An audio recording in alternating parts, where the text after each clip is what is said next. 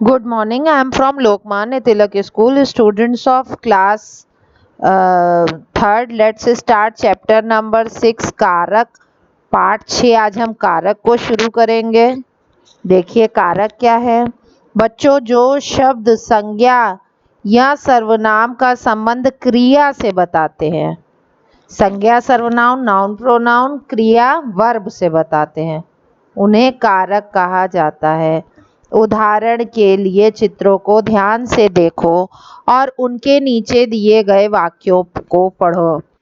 विशाल कुर्सी पर बैठा है, ठीक है। पेड़ से फल गिरते हैं।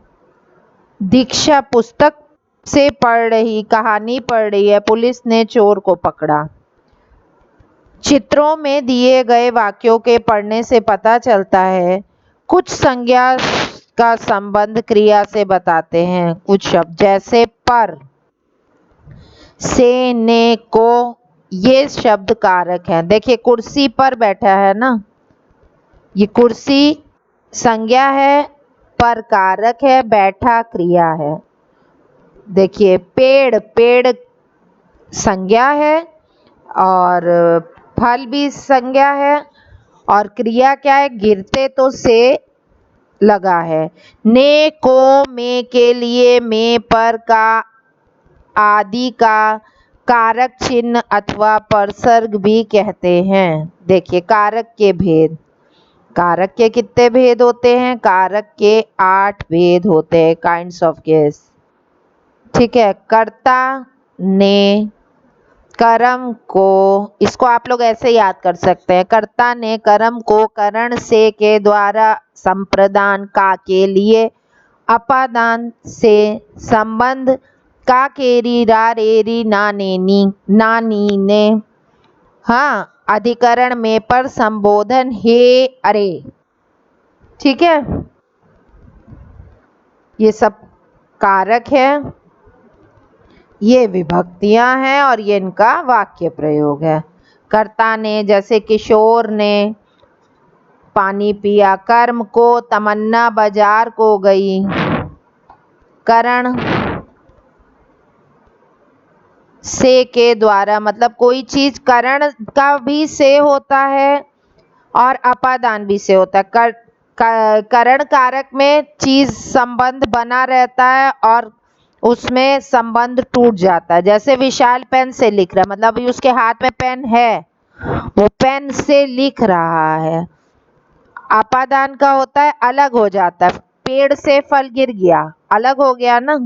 राम घर से चल पड़ा, अलग हो गया। मीना सब्जी से खाना बनाती है, संबंध जुड़ गया। संप्रदान का के लिए, भिखारी को भिक्षा दो, ठीक है ना। किसको दो?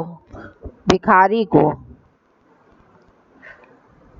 संबंध का के री रा रे री, का की के रा री रे ना नी ने।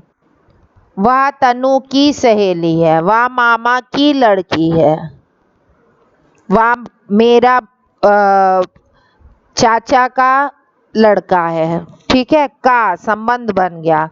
की, वह मामी की लड़की है, वह के क्लास के बच्चे, स्कूल के बच्चे, बोलते हो ना। अधिकरण में पर, बाग में फूल खिला है। कहाँ फूल खिला है? बाग में। वह कुर्सी पर बैठा है। संबोधन हे अरे, हे राम, ये क्या हो रहा है? अरे ये क्या हो गया, ठीक है। इस तरीके से संबंध होता है। ये आ गया आपका कर्ता कारक, नॉमिनेटिव केस। काम को करने वाला कर्ता कारक कहलाता है। जो व्यक्ति काम करता है उसे कर्ता कहते हैं। जैसे इसका विभक्ति चिन्ह ने है। जैसे अमन ने पत्र लिखा, बालक पढ़ता है, ठीक है। इन दोनों वाक्यों में अमन और बालक दोनों काम कर रहे हैं, इसलिए दोनों कर्ता कारक हैं। दोनों क्या हैं? कर्ता कारक।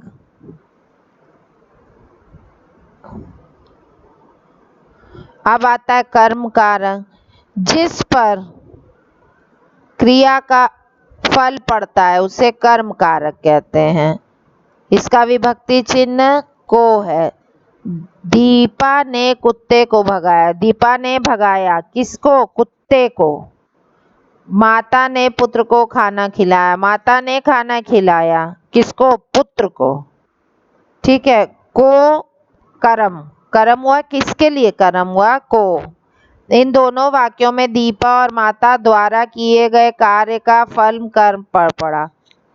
देखो पुत्र को खाना मिल गया ना, कुत्ते को भगा दिया गया, तो दोनों कुत्ता और पुत्र दोनों कर्म है, ये दोनों कर्म कारक हैं। ठीक है। करण कारक बताया अभी आपको। करण कारक कर्ता जिसके द्वारा कर्म करता है उसे कर्ण कारक कहते हैं। इसका विभक्ति चिन्ह से अथवा के द्वारा होता है। जैसे तमन्ना ने चाकू से फल काटा, अभी चाकू उसके हाथ में है। रोहित बस द्वारा इलाहाबाद गया। ठीक है। इन दोनों वाक्यों में तमन्ना फल काटने में चाकू से काट रही है, चाकू उसके साथ जुड़ा हुआ है। रोहित बस द्वारा इलाहाबाद गया, अभी वो बस में था, बस से उसका संबंध बना हुआ। ये दोनों करण कारक हैं। संप्रदान कर्ता जिसके लिए कर्म करता है उसे संप्रदान कारक कहा जाता है। इस विभक्ति का चिन्ह को है। शगुन ने भिक्षुक को भिक्षा दी। शगुन ने क्या किया? भिक्षुक को भिक्षा दी। बच्चे को दूध दो। ठीक को। इन दोनों वाक्यों में भिक्षुक और बच्चे के लिए कोई अन्य कार्य कर रहा है, इसलिए दोनों संप्रदान कारक हैं। अब ये 4 कारक आज मैंने पढ़ा दिए हैं, कल मैं 5वें कारक से शुरू करूंगी। आप लोग आपका ये आज का होमवर्क है। कारक की परिभाषा लिख के आप इसको लिखिएगा। ये जो चार्ट बना है, ये चार्ट आप अपने रिवीजन रजिस्टर में उतार लीजिएगा। ठीक है। तो आपको विभक्ति कारक सब क्लियर हो जाएगा। Okay children, have a nice day.